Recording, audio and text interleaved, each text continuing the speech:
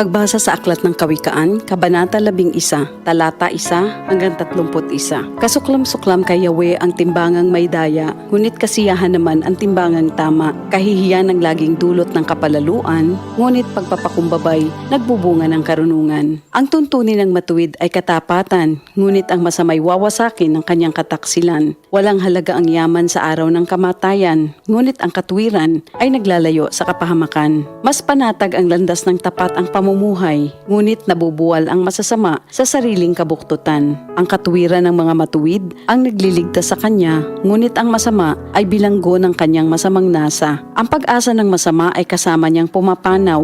Ang umasa sa kayamanan ay mawawalang kabuluhan. Ang matuwid ay inilalayo sa bagabag, ngunit ang masama ay doon bumabagsak. Ang labi ng walang Diyos sa iba ay mapanira, ngunit ang dunong ng matuwid ay nagliligtas ng kapwa. Kapag ang matuwid ay pinagpapala, ang bayan ay nagagalak, ngunit higit ang katuwaan kapag ang masamay napapahamak. Dahil sa salita ng matuwid, ang bayan ay tumatatag, ngunit sa kasinungalingan ng masama, ang lungsod ay nawawasak. Ang kapos sa kaalaman ay humahamak sa kapwa, ngunit laging tahimik ang taong may unawa. Walang maitatago sa bibig ng madaldal, ngunit ang tunay na kaibigan, iyong mapagkakatiwalaan. Sa kakulangan ng tuntunin ng bansa ay bumabagsak, ngunit sa payo ng nakararami, tagumpay ay tiyak. Ang nananagot para sa iba, sa gusot ay nasasadlak, ngunit ang ayaw gumarantiya ay malayo sa bagabag. Ang babaeng mahinhin ay nag-aani ng karangalan, ngunit ang walang dangal, tambakan ng kahihiyan.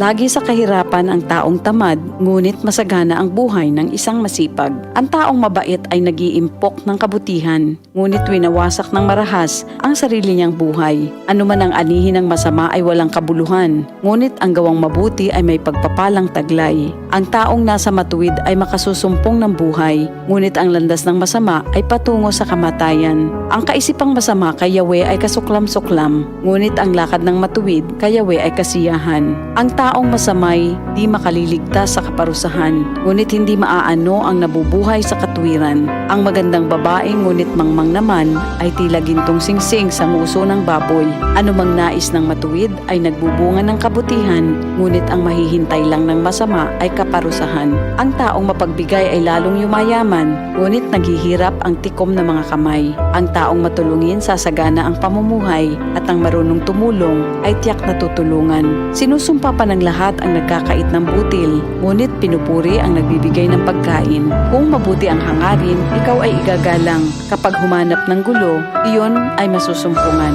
Malalantang tila dahon ang nagtitiwala sa kanyang yaman, ngunit ang matuwid ay giginhawa tulad ng sariwang halaman. Ang nagpupunla ng gulo sa sariling sambahayan, mag-aani ng problema, gugulo ang pamumuhay. Ang taong mangmang at walang nalalaman ay alipin ng matalino habang siya'y nabubuhay. Buhay ang dulot ng matuwid na pamumuhay, at kamatayan naman ang hatid ng karahasan. Ang matuwid ay ginagantimpalaan dito sa lupa, ngunit paparusahan naman ang mga makasalanan at masasama. Ito ang salita ng Diyos.